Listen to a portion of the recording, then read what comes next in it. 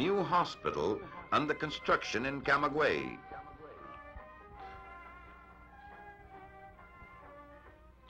The famous orange groves in Ceballos, where fertility is increased through the efficient use of irrigation powered by electricity. Orange output in 1953 amounted to 2 million crates.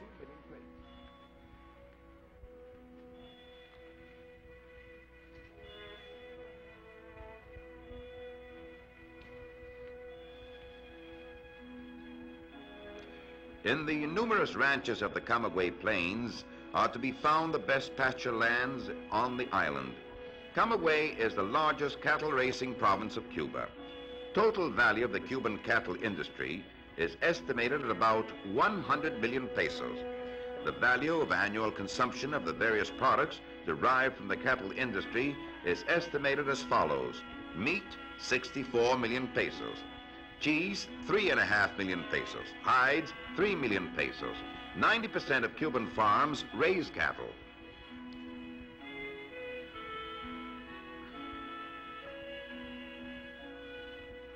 In 1954, Cuba produced a total of 1,200 boxes of condensed milk, and the yearly value of the dairy industry output exceeds 100 million pesos.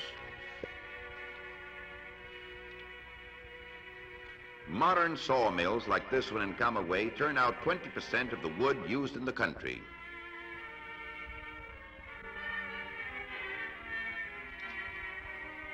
The warehouses and workshops of the Consolidated Railroads of Cuba are located in the city of Camagüey. A heavy traffic of modern trains moves through the Camagüey station.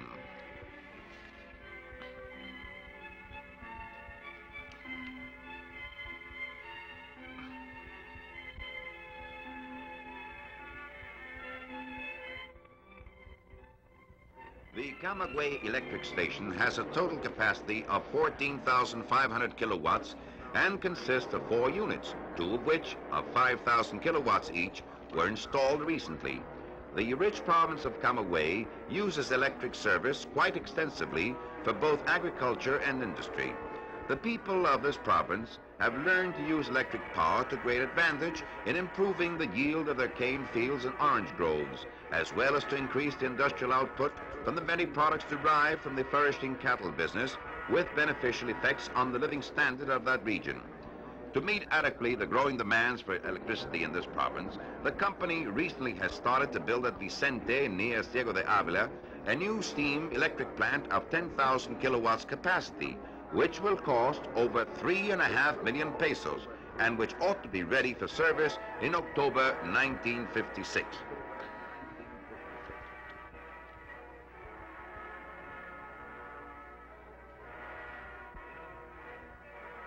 The power plant workshop is an important factor in maintaining all equipment in good running condition and requires specially trained operators like the one shown here working a turning lathe.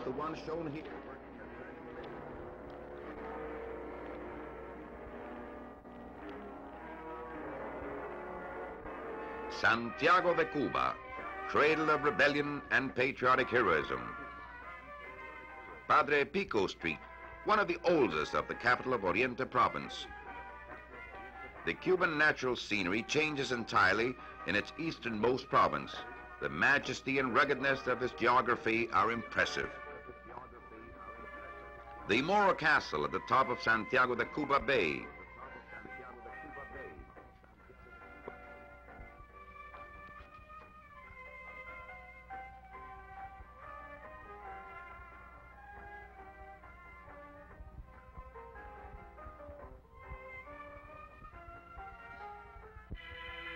Jose Marti's tombstone in Santa Ifigenia Cemetery.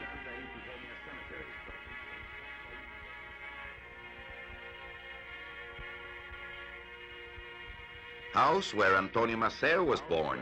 Maceo was the greatest of Cuban warriors.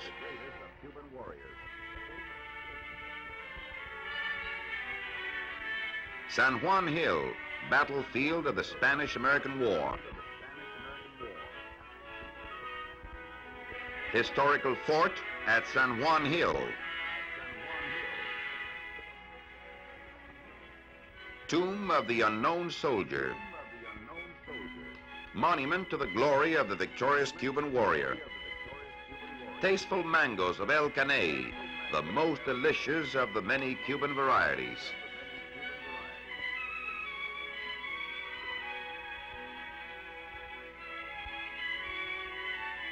The young University of Oriente, with a deep sense of its mission for the cultural progress and development of Cuba, is concentrating its activities on science, convinced of the importance of scientific training and research for the benefit of the nation, but without losing sight of spiritual, ethical, and civic values as well.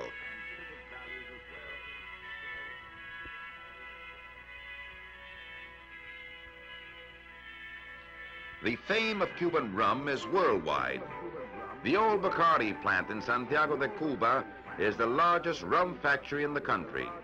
Exportation of this product increases every year.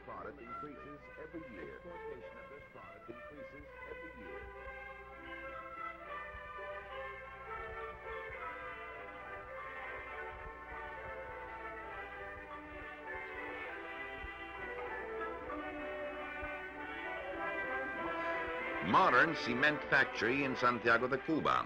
Output for the whole island in 1954 reached 2.5 million barrels, equivalent to 70% of the country's consumption and almost double that of 8 years ago.